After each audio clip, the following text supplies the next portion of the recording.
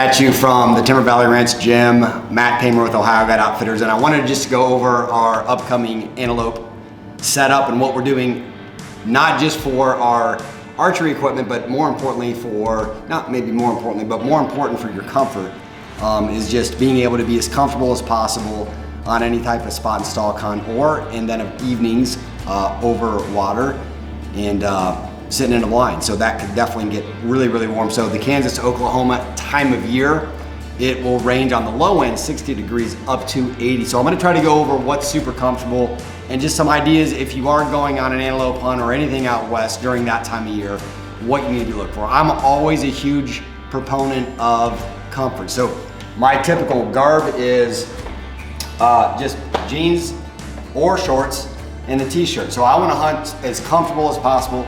I know there's a whole bunch of other things out there, but before we get into that, let me just go over what this basically looks like. So if you follow us along, everybody knows the type of bows that we shoot, and we did a sight-in for that hunt coming up, and just, you know, dialing in and just, you know, reps after reps after reps. That's the whole goal with that.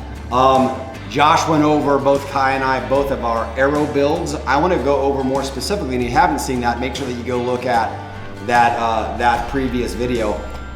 We shoot a pretty heavy grained total build, but what we're going to be going out there with is the Swacker Levi Morgan Signature Series.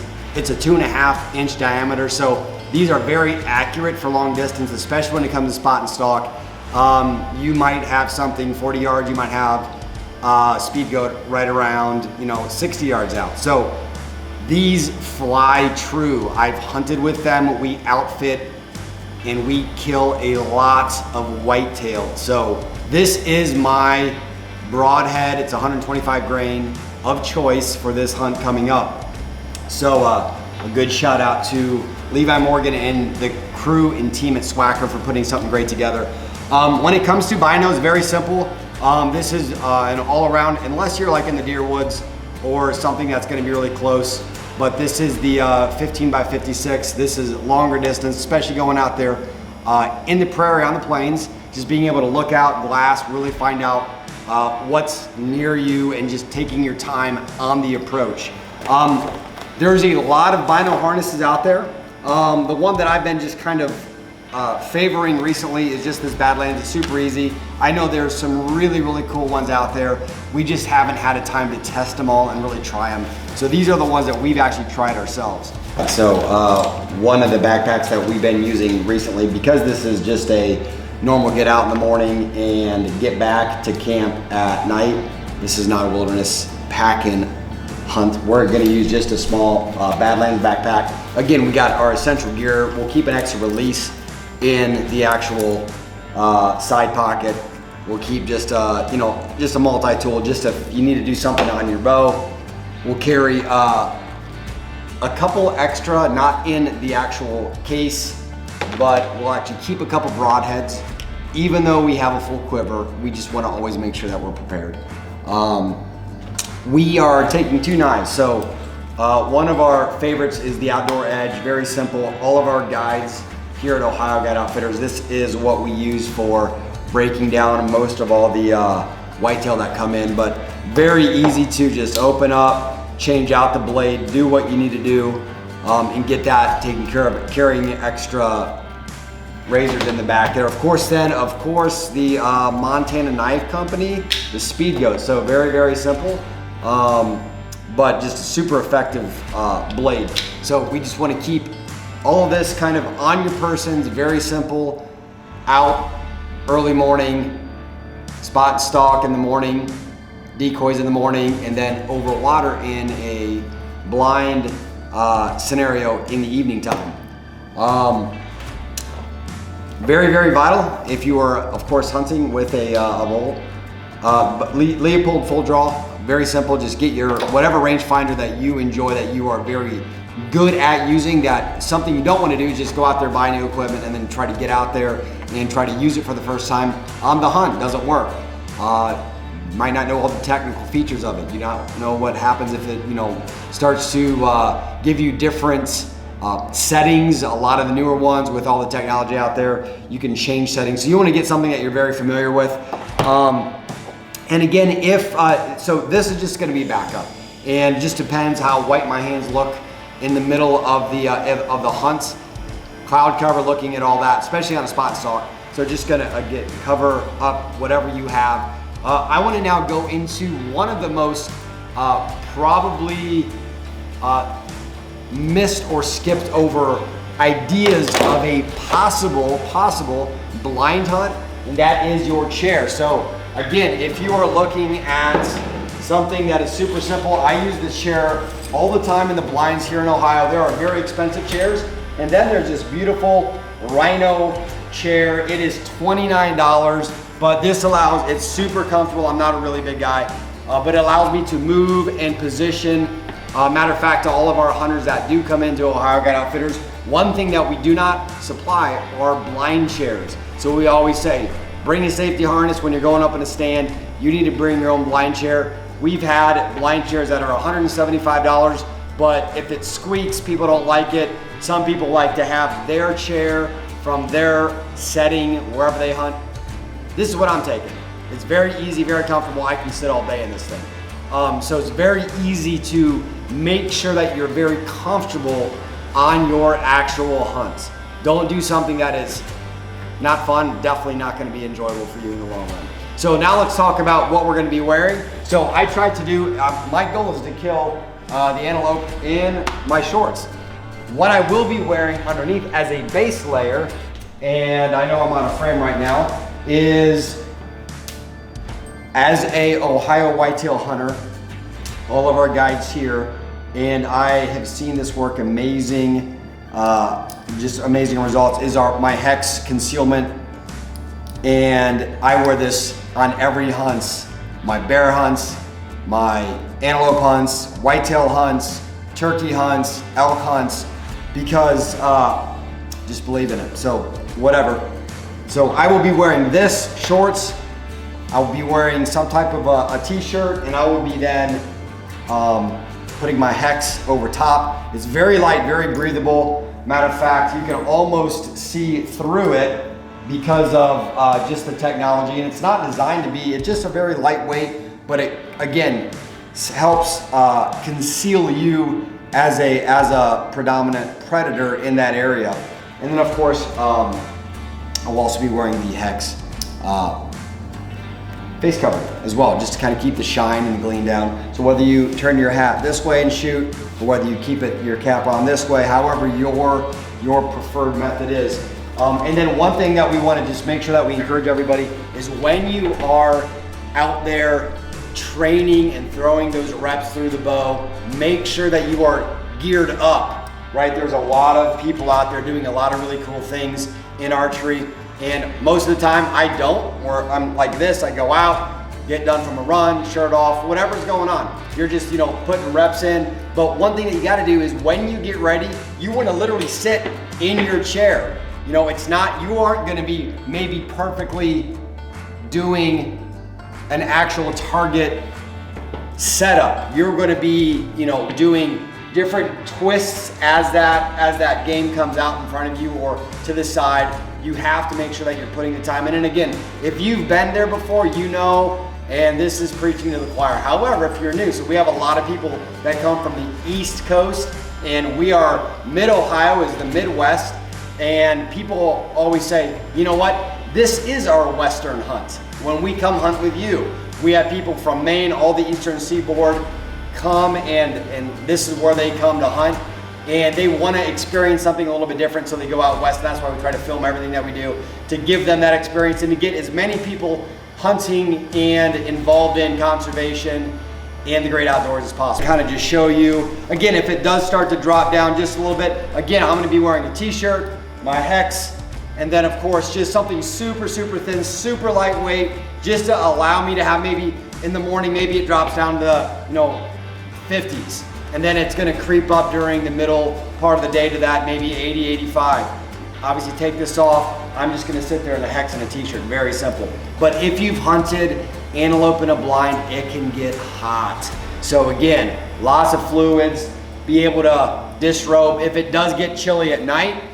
Very simple. This is one of my favorite Sitka garments. I'm just gonna throw it on and show it to you. And we're gonna gear up and we're gonna go out and we're gonna actually take you through a couple different setups. Very simple, very easy, but it's also just short sleeve, so it's really good. One thing again, if you are throwing it on, and I know that some of you may be very, very experienced, want to make sure the collar's out of the way of the bowstring when you're pulling back, drawing, and just practice and train, rep it out with it partially open, all the way open, because sometimes these have a tendency to hang down. Sitka's done a very good garment engineering job of keeping it back, especially the whitetail system that crisscrosses the chest cavity. So again, very easy on what we're trying to do to set up. Let me go over, so a lot of times I wear, so I run in Under Armour shoes. That's Makinas are my preferred running shoe when it comes to trail running, or just, we have a trail literally right outside the gym here. It's 18 miles. But I'll either use Schnees, which are somewhat tennis shoe-ish. They're great support. I can walk. These have seen a lot of hunts. As well as I got the, going back to my original statement of my Under Armour, these are just, the keep hammering system that is for Under Armour, and it's just, the BOA, very easy. It just depends how much walking we're gonna be doing. If we're sitting, we want to be as cool as possible. You don't need to have really big boots on, anything like that. We're just gonna do something that you're very used to cover mileage in. All right, so here we are. So very simple. I got some shorts underneath here. Very easy, very lightweight. Kind of excited to be wearing them right now. It's about 85 degrees out here right now in Ohio. So this is gonna be very comparable when it comes to what we're gonna be experiencing on that antelope hunt. And I just have my hex concealment on. Very, very similar to what I'm gonna be wearing out, whether it's stalking or whether it's sitting in that blind. So this is all I'm gonna be wearing, very simple. So we're just gonna be, again, shooting with everything on, so you can actually see that. Getting used to just being maybe a little overheated, especially if you're going out west, making sure you're putting in the reps, not just in the bow, but actually, breathing hard during the actual shot because of maybe a little bit of anxiety, maybe a little bit of buck fever, what we would call that here in the white-tailed woods, or just being excited about maybe just killing something for the first time, harvesting out. So we got a lot of things going on, making sure that you take that precise shot under pressure but calm. So again, very simple. Again, one of the biggest things, especially if you're training, making sure that your zero stop is down and you're actually looking at everything correctly. Making sure you're making the calmest shot possible. Again, a lot of times, so when we are getting ready, there's a lot of guys, especially seated, they're like, you know what, I just couldn't pull my bow back. We have a lot of vets that come in, a lot of people that are older, and people that just, frankly, just don't like to hunt from a tree stand because of height factors. And it's just being able to, sit there for 2, 3, 4, 5, maybe all day, maybe multiple days before they have their first shot opportunity. But then just getting your shoulders, just trying to pretend there's a pencil between your shoulder blades and just kind of going and squeezing back, creating, instead of a flexion position, create more of an extension. That's a prefrontal cortex thing with your brain, but it's allowing you to be ready and engaged for that shot. So then just, just going through the shot sequence in the blind or in the stand or on the stalk, whatever it is. So again, if you're stalking, you're probably getting some movement in the arms and the traps and the posterior chain that you're not too concerned. The big issue is if you're sitting for a long period of time, that first draw can be sometimes very difficult. You're like shaking, even though your poundage might be pretty light. So this is a pretty light poundage right now. Right now it's at 74 on my draw weight, but it's gonna get the task done, that's for sure. So we're just gonna put some reps in right now.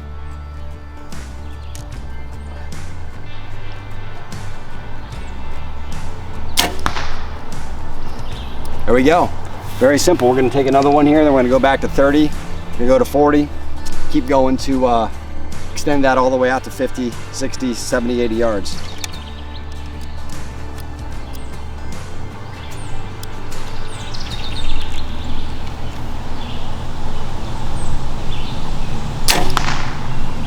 There we go. Let's move back. Again, the other issue that you may have, especially if you're doing a spot and stalk, may be a little bit different with a blind, which is what I'm trying to simulate right now. If you are spotting and stalking, you do have the bino harness. Sometimes you might just have your rangefinder right next to you, or whether it's in the actual sleeve or around your neck. But so we're at 30 yards now. If we're doing the blind situation, most of the time everything is off me and I just have it either sitting down where I can pick it up and just kind of range that distance that I'm looking at. However, different scenario if we are doing spot and stalk. So let's just see where we're at.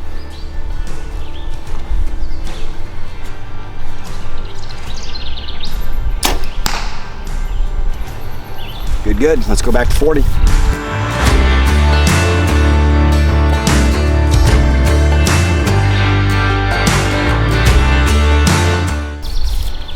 So what I want to simulate right now is we're going to go through a burpee sequence to try to breathe hard and try to simulate what happens when you're a little bit under pressure but still trying to remain calm. This is a 40-yard shot. Let's make it count. So what I want to try to do is go through some burpees, elevate my heart rate. Probably the fastest way to do that is getting down on the ground and jumping up, as opposed to maybe sprinting, but then trying to simulate that high adrenaline type situation. So we're gonna go through that right now. So I'm gonna do 10 burpees, try to calm my heart rate down in about 5 to 8 seconds while I sit down so I can draw that bow back.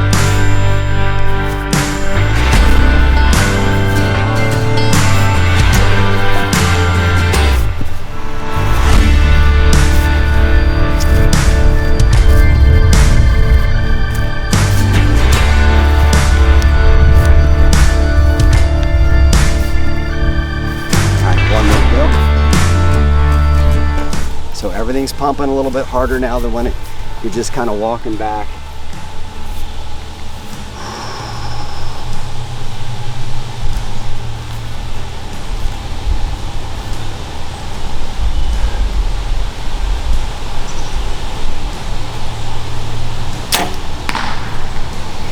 There we go. Thanks for joining us on this video. Let's go see how we did.